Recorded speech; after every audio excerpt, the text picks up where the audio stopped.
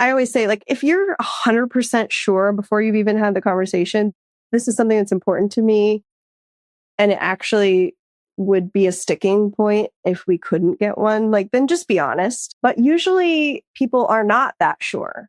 They're like, I think I'm really interested in getting a prenup. And that is probably most people's situation. So in that case, I suggest bring it up as early as possible and let it be something that you're exploring together.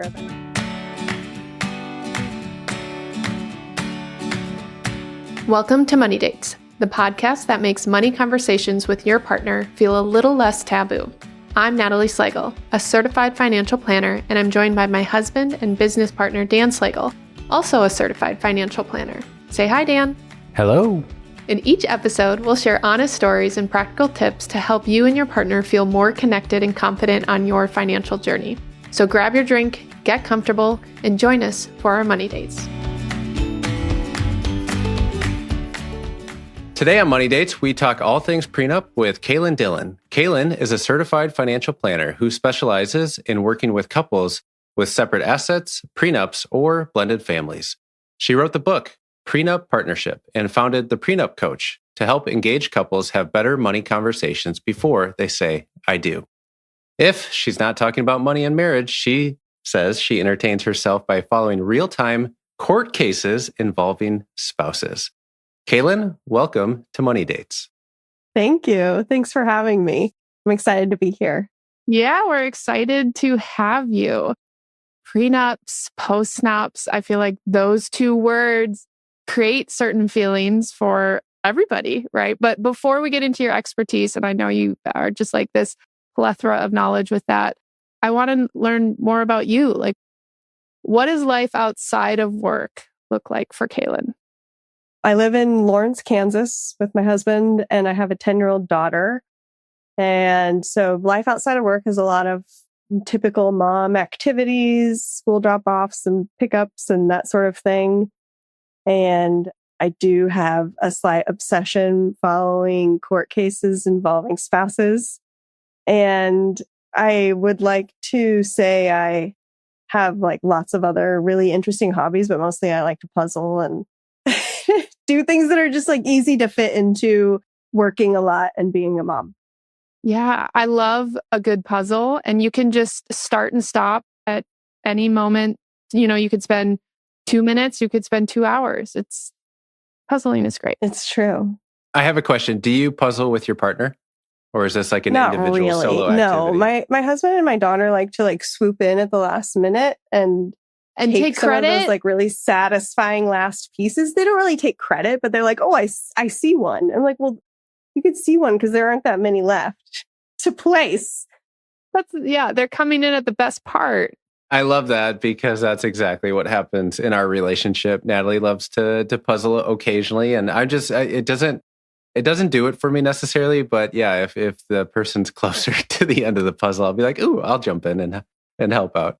Yeah, I think I have a series of stories on my Instagram, like stories, whatever, highlights, that's what it is, of some puzzles that I did that were like, I started them, they were way too daunting, and it turned into a whole saga. And if you're interested, it's there. I love it. And just a quick shout out. Is this the Prenup Coach Instagram? It's actually my Kaylin Dillon financial Instagram, just to really confuse everybody. We'll have to talk about both. And I'd love to hear why you've separated those two. But one of the things you shared with us prior to this recording is that you actually have a prenup with your husband. Yep, I do. Yeah. Like, how did that even come about? Talk to us about what that conversation was like. Yeah. Okay. Well, my husband and I got married fairly young. We were 21.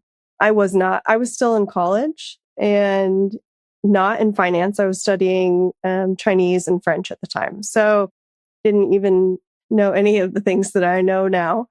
But my husband was the one who had brought up that it was important to him to get a prenup to protect assets that he had before getting married that he had inherited from his grandparents. And the very first time he brought it up it's just really interesting. We did a lot of things right and a lot of things wrong. And the things we did right, I think, were by accident. But one of them is that he brought it up really early on when we were dating. So I knew that was something that was important to him. And he framed it as something that was important to him, not like, hey, just so you know, in my family, there's this rule, which sometimes is the case. But it never occurred to me that to consider anything else except the fact that it was important to him. I think I do run into a lot of people trying to kind of skirt around that really important detail when you're talking to your partner about something you're asking for that's a little bit scary. Sometimes it feels easier to suggest that, well, my financial advisor suggests or whatever. Oh, yeah. And if it's important to you, it's really important to bring up that it's important to you. So that was something he did like so right. And I didn't even know all the options on the table at that time. So that's how we started the process. Things we did wrong were we very quickly were communicating between our attorneys, because I assumed you just hire the expert, right? You hire an attorney, they're the expert on this subject, and they tell you what to do next, right? And they don't really tell you what to do next. But if you're not directly communicating with your partner about what do we want in this agreement, that is what ends up happening. The attorneys end up talking to each other, and then you're getting updates from your attorney instead of from your partner. So that went south pretty quickly and was really tense and just overwhelming. Like in my notes on one of the first drafts, in the margins, I have like, what is a brokerage account? Like I literally did not know. And so it was a lot of terms I didn't know. And so part of what I do now with the prenup coach is help educate people on all these different topics that are helpful to understand no matter what, but especially if you're getting married, starting to merge finances, merge lives, and especially important if you're getting a prenup, because an attorney is not the person who's going to educate you on, it would be way too much and expensive for an attorney to be the one to educate you on all these topics. So yeah, that was something we did not do right, but we are both very headstrong people. So we made it through despite the fact that this process was unpleasant. We did make it through to a final draft that we both felt really good about in the end, even though getting there was not fun. And we weren't like fighting with each other. It was just it felt more stressful internally, I would say. And so that's another just a very critical component, is ending with an agreement that you both feel really good about. When people talk about how prenups can be harmful, that's coming from a number of many people's lived experiences, which are they signed something they don't feel good about. And that I hear stories from people who have done this. It hangs over your relationship. It becomes a whole thing. It's like another entity that's really affecting your interactions and your decisions. One that can be remedied, by the way. You can amend a prenup. But yeah, that's kind of the process that we went through. We were kind of young and clueless, but it did set a really good foundation for like financial conversations and feeling comfortable being like, okay, well, this is yours. This is mine. How much do you want to contribute to this thing? That sort of thing. Have you had to amend your own prenup? No. Oh, that's impressive considering you did it so young. And imagine your lives have changed significantly since then. But to your point, you kind of had these tough conversations in the beginning so that conversations down the line are already set. So like how, even though you haven't had to use it or it hasn't come to fruition or anything. So how do you think it has benefited you too, though, having the prenup in place? I think for us personally, this is pretty specific, but how it's helped is really more just that, like in the difficult seasons of marriage, which there will be, we all dislike uncertainty. And so having a little more clarity around like, there's a whole category of things that we already know how they'll be addressed. And so it does just lift some of that uncertainty. It helps so that we both continue to be in a position where we feel like what we agreed to was fair. Plus, my husband, even though he inherited these assets, he still used them to fund things in our marital life. And so I still was benefiting from this money that he inherited and wanted to protect. And vice versa. I technically had much smaller inheritance that I protected in our prenup too.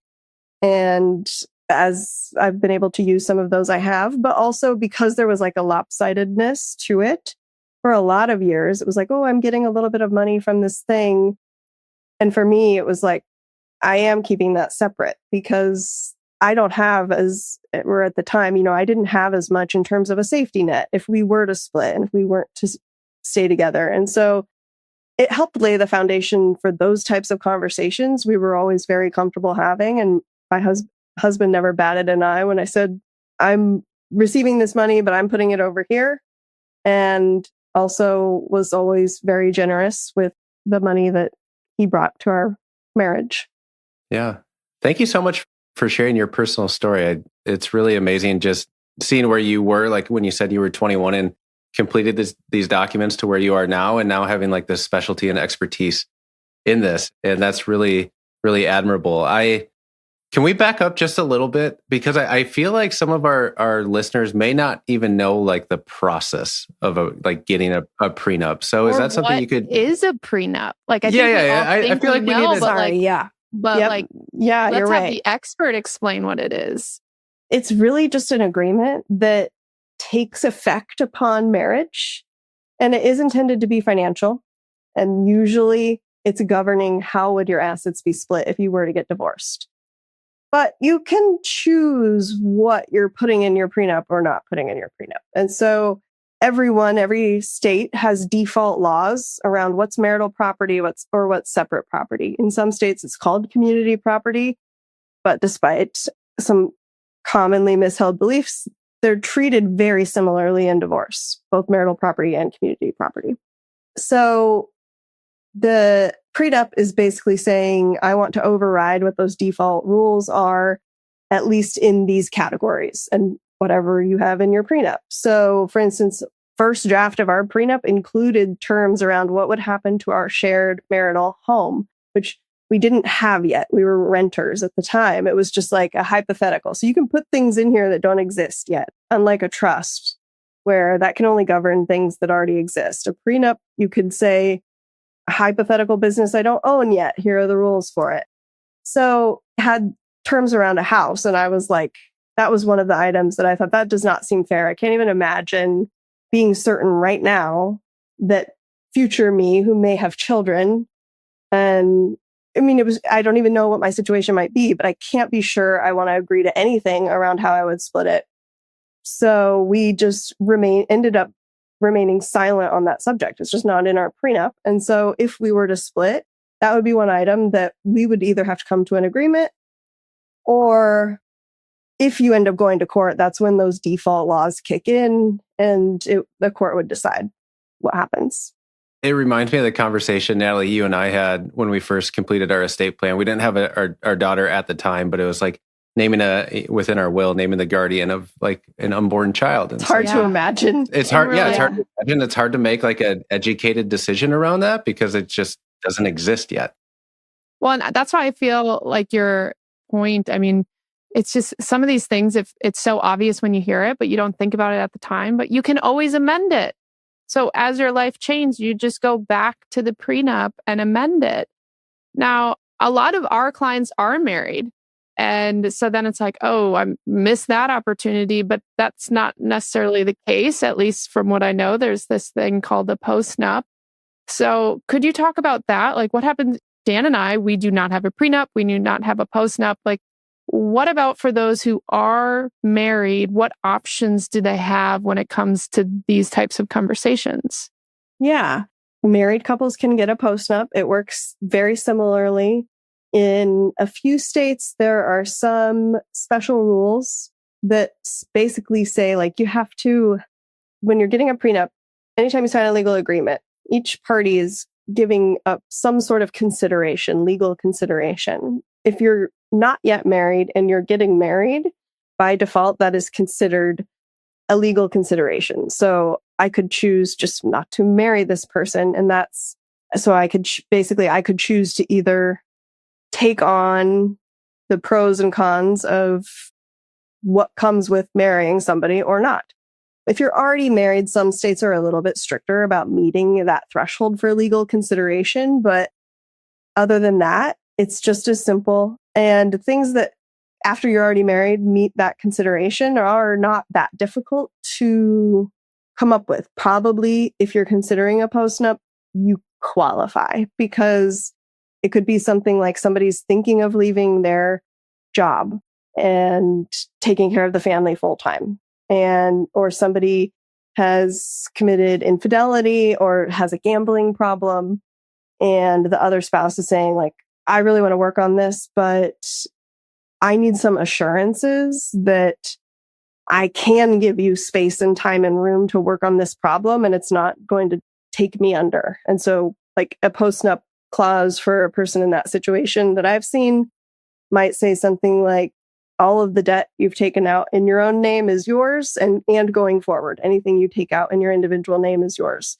And that can free up a spouse to just be a supportive spouse and not have to, of course, if you remain married forever, that's still a stressful thing, but it can just like give some breathing room when a couple needs it.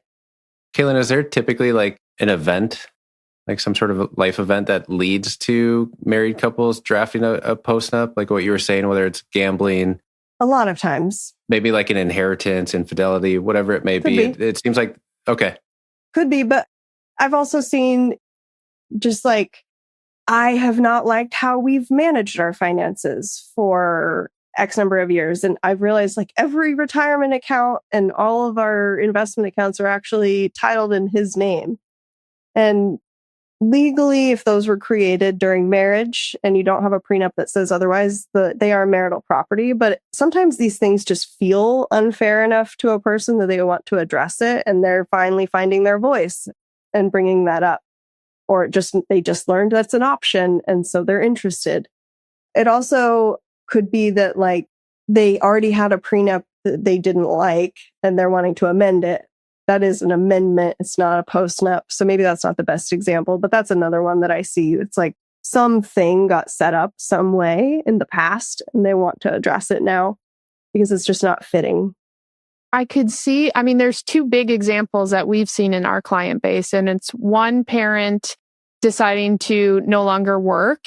Well, that's going to mean that all the retirement contributions are going to the working spouse's retirement plan. So years and years of that, when we look at the balance sheet and split it between individual, and joint, one of the individuals, the working spouse, I mean, that's just a significantly larger. And so there's so many just situations that you hear these folks who decide to be a stay-at-home parent and then the marriage doesn't work out. And there's just this personal and professional just thing you have to face of like, what did this mean for me now that we're splitting up? Mm-hmm. And sure, the assets are, and the laws are in place to help protect that person. But you wonder if more protections are needed because there's this professional career that was given up. And now, like, what does the trajectory of that look like? So something like a conversation that a prenup or a postnup can create could help alleviate some of that. And then also the inheritance. I mean, we're seeing clients getting significant inheritances and you can't really plan for that. You have no idea. And so what is it like if you receive hundreds of thousands or maybe even $1 million or more in money from your family? Like, it just creates a situation that when you first got married, you just had no idea it was going to fall on your plate. Right. Yeah. Yeah. And most states' default laws say that inheritance is protected as separate property, but there's a gray area. If you are heavily relying on those assets to fund your marital expenses, you start to create a gray area. If you've commingled the assets with your marital assets, you've created more than gray area. So yeah, even with those default laws in place, it could still make sense to get a postnup just to clarify, here's how we see these assets and here's what we would want to happen.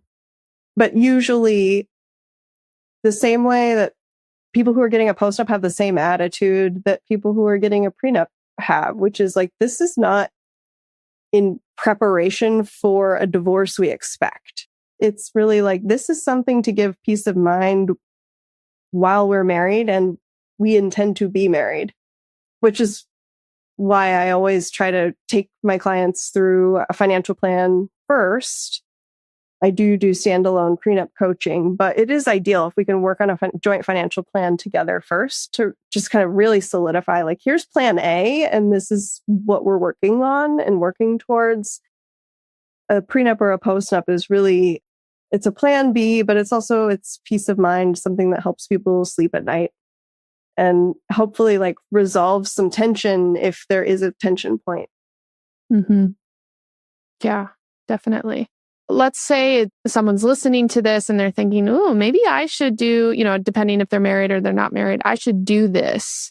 I should look into this more. What is step one? Like, are they going to you? Are they going to an attorney? Are they looking up what are my state laws? And like, what is step one when someone is just wanting to learn more about what them and their partner should be doing?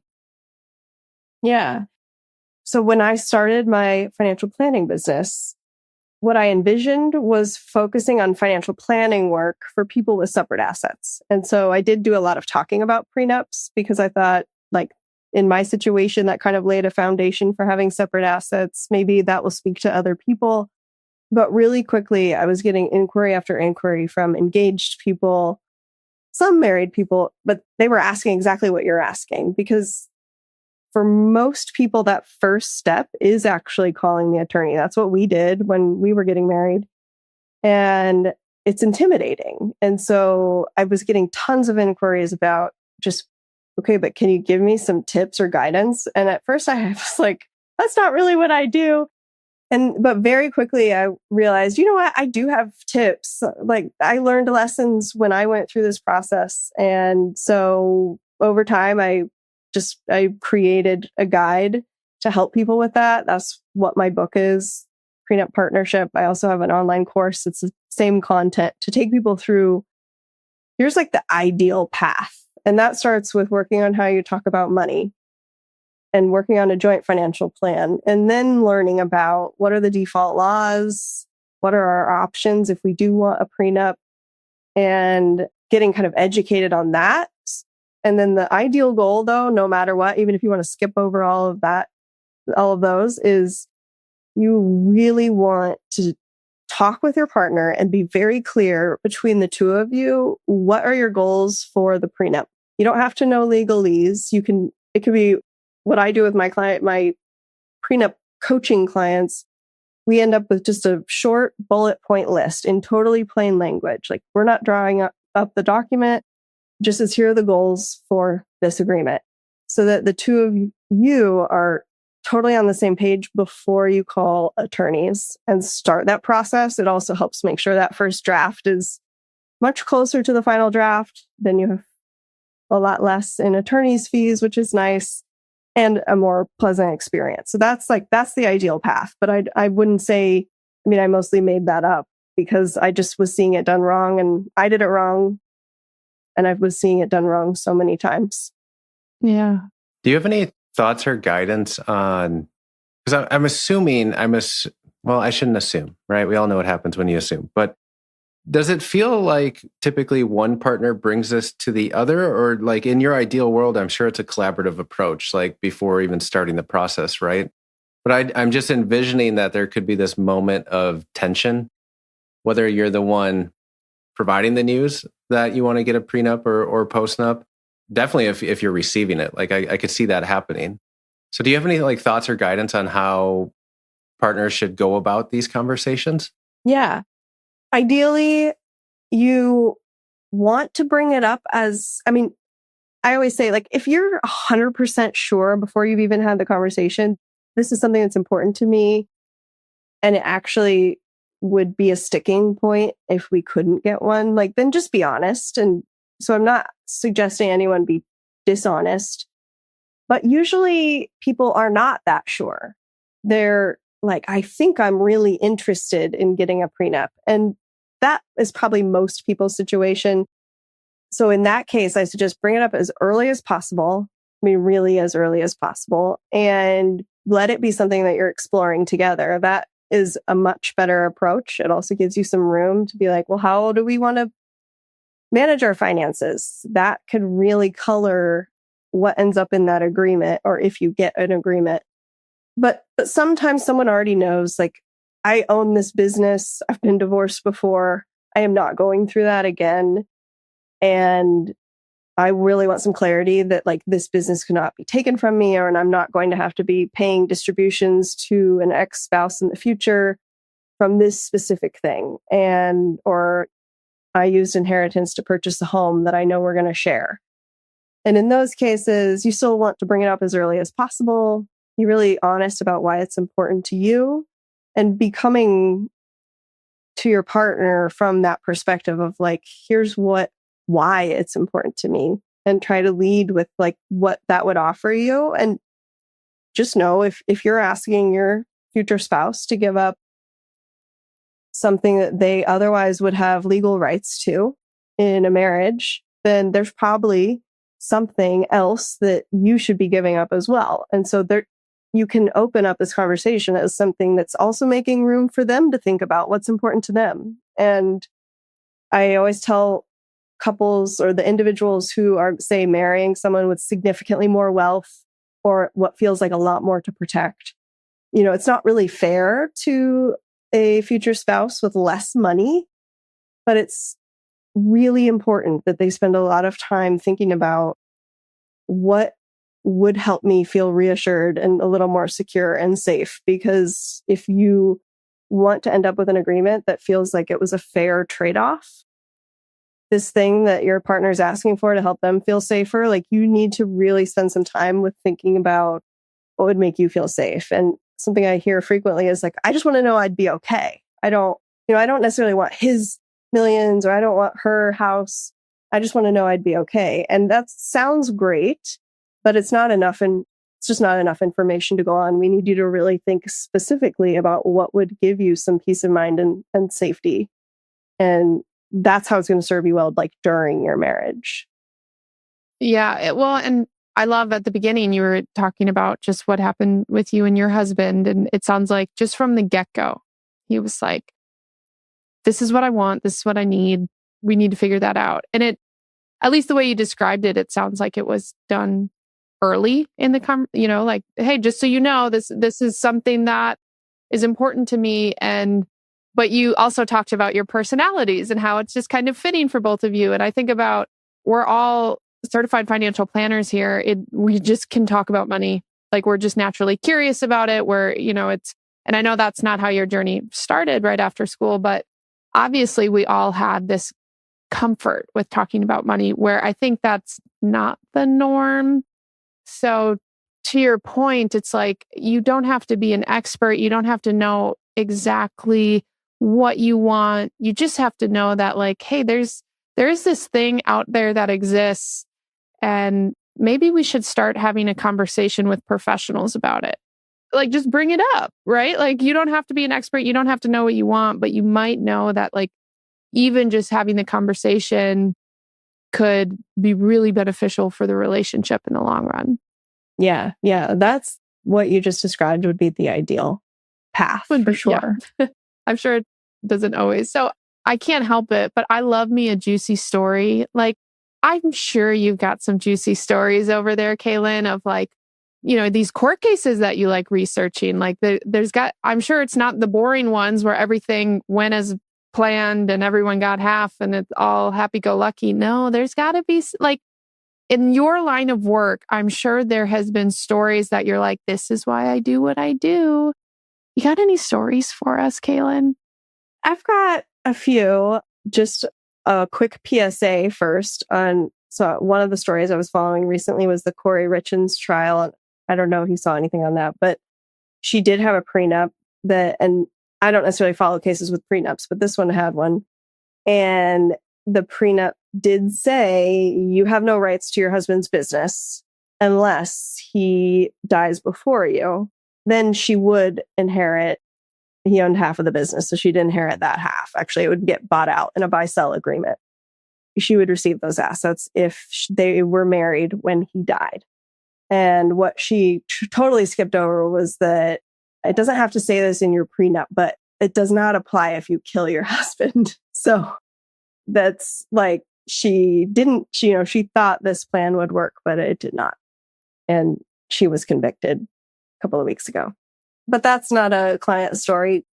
I do have some really juicy ones. I don't think I could bring myself to betray clients with too many specifics, but most frequently what I've seen with postnups is infidelity. And that's one that I've seen of postnups. That's what I've seen the most frequently. And it does usually involve like an element, like I described earlier, of somebody finally found the courage to speak up for something that didn't feel fair all along, probably, or had started to feel less and less fair all along. And then this was like a final breaking point. And it was like, well, if we're going to work on this, we're going to do some things on my terms now going forward. And here is the list of stuff I wish we could do differently. And it might be how accounts are titled. It might be how, where income is deposited. And so creating some rules around that can be helpful. Are you saying, just so I'm following right, are you saying that infidelity in a marriage could happen, or like you've seen the infidelity happen and then they go get the postnup? Yes.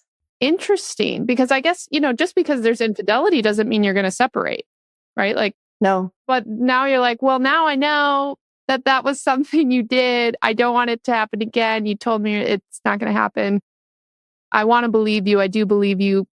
Just in case, let's work on this additional piece to give me that comfort blanket. So that has been what you've seen. I can see why you don't want to give the details. That makes sense. But also, like, kudos to couples for like saying, hey, like maybe there's a way to work on this, right? Like that's interesting. Yeah. That's really interesting. Absolutely. And I've had a couple, the reason for the prenup was a history of gambling, and he had gotten, like, you still call it getting sober. He'd gotten sober and was doing really a couple of years into doing very well, and had a bankruptcy in his past. And so, but his future wife wanted to feel like they were being really responsible in making this decision to merge finances. And so she wanted some protections in place as well. And that can be a really good use case too. Yeah. I mean, I think any sort of addiction of any kind could be a really important element to talk about the financial impact should a relapse occur. I mean, just having this conversation alone, I think it really starts to open up the web of all different reasons, all different things that could come up that nobody wants to have happen, nobody can plan for. But wow, isn't it really solid that should something come up that no one expected, there is a plan in place that protects all parties? That sounds nice. Yeah. One of the other reasons you said couples typically, or not typically, but one of the reasons that they would approach getting a prenup is a family requirement. Could you talk a little bit more about that? Oh, yeah.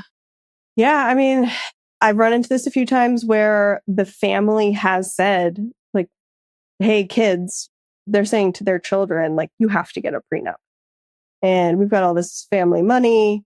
And the kids have just kind of had this understanding, but then they get engaged. And the conversation was, however they went about it, it wasn't going well with the future spouse. And I do know, at least in one case, it was presented like, well, hey, my family requires this thing. And it was like, well, yeah, of course, that's not sitting well with it feels very intimidating, especially to somebody who has no experience with legal documents, with complex financial structures like irrevocable trusts and things like that. That's very intimidating. And so in those cases, it wasn't like, there was more than one case where the family was saying, well, if you don't do this, because you technically can't force a couple to get a prenup. So their lever of influence was, well, if you won't get a prenup, we won't be gifting to you annually, or we won't be doing XYZ financial thing that we're intending to do.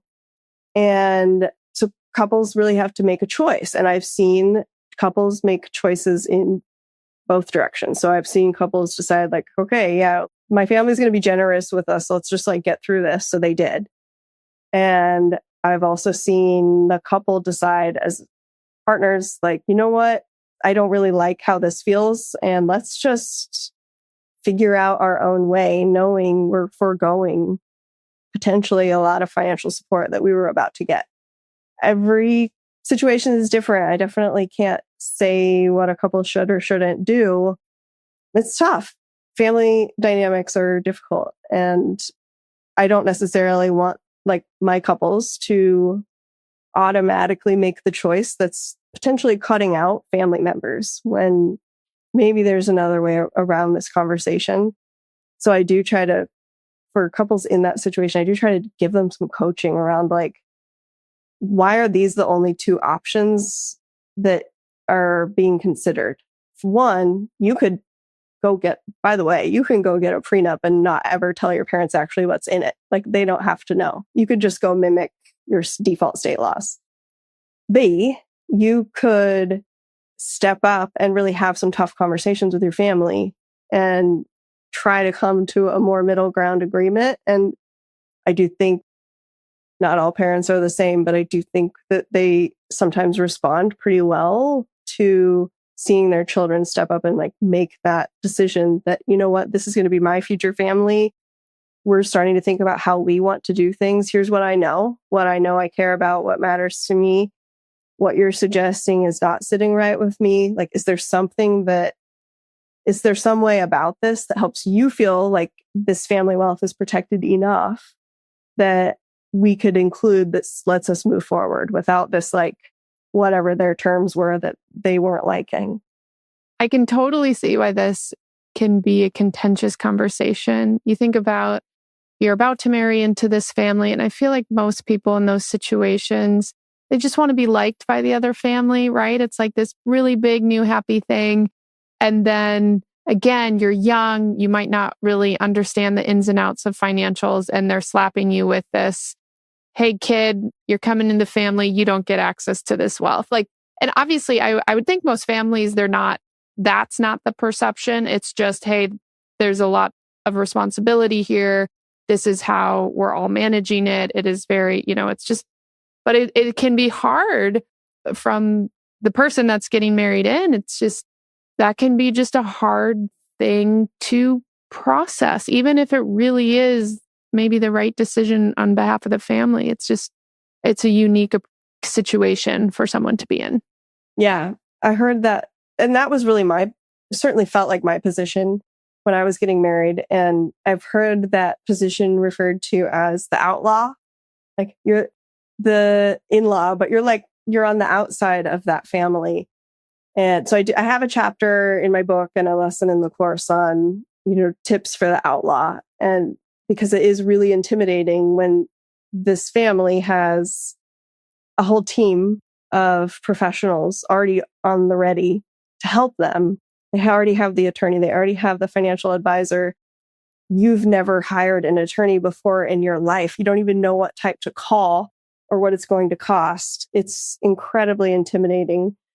But usually most families are coming from a place of like, this is really just about grandpa started this business and uncle so-and-so has already been divorced and this aunt has already been divorced. And we've already seen, we've already had to bring outsiders into this partnership, basically, who grandpa was never intending to support this other family that's technically not even our family anymore. So like, usually most people are coming from a good place and there is common ground you can find. And especially if you're willing to have some more conversations, some more detailed conversations, and be a little creative about what's going to help everyone protect what matters to them. So I really think usually most of the time, both sides are coming from a really reasonable place. Absolutely. Well, we've really enjoyed this conversation, Kaylin. Like you've opened my mind. I think there's things Dan and I should talk about and consider. And along with our audience, you've mentioned a couple times, you've got a book, you've got your Instagram. The Instagram is the Prenup Coach, and the book you can find on your website, KaylinDillon.com. Is that correct? Mm-hmm. Yep. And book and course, right? Yeah, book they're and both. They're all course, book there. and course. Same And website. we hadn't mentioned this yet, but it's like people might be like, how do you know Kaylin? We met Kaylin quite a few years ago at a conference. I remember we all had happy hour, or not happy, it was like late hour. It was like after the party, we all like sat in a booth and had nachos together. And I was like, man, that's called the after party. The after party. Yes. I forgot what those are like. Yeah. And we just had a great time. And it's just been so incredible, Kaylin, to just watch you flourish in this realm. It is so needed, because I think about our client base and I'm like, it is very few that have a pre or postnup. It is a very small percentage. And I would say, from your regard, maybe not everybody needs one, but probably more people need one than what's currently out there. So I just really appreciate you being in this space to provide people this opportunity to have these conversations, to do it in a really safe and equitable way. So we're going to have all of the links in our notes. So, however you're listening to the podcast now, just scroll down and you can contact Kaylin that way. But before we let you go, Kaylin, our audience thinking about, our typical client, high earners, probably mostly married already, like maybe it's not even to get a postnup. I don't know, but like what advice in this topic would you have for our listeners at this time? I would say just never stop talking about what feels fair or doesn't feel fair. Like it really should be an ongoing conversation that doesn't stop. And if you've never been good or comfortable with that type of conversation, then you can work on it, because ideally you're going to keep having those conversations forever. That's just part of the dynamic of a living relationship, and we'd all be better served doing that more. Yeah, love it. Thank you so much, Kaylin. We've really enjoyed the conversation. Yeah, thanks for having me. Great to see you both. Thank you. Hey, if you've enjoyed this episode and are looking for personalized financial guidance, schedule a free complimentary consultation using the link in the description below. Natalie and Dan Slagle are the founding partners of Fuse Financial Planning, a registered investment advisor. The information provided in this podcast is for informational purposes only and should not be considered investment advice or a recommendation to buy or sell any securities. Investing involves risk, including the potential loss of principal. Advisory services are offered to clients or prospective clients where Fuse Financial Planning and its representatives are properly licensed or exempt from licensure. For more information, including our disclosures, please visit our website at www.fusefinancial.com.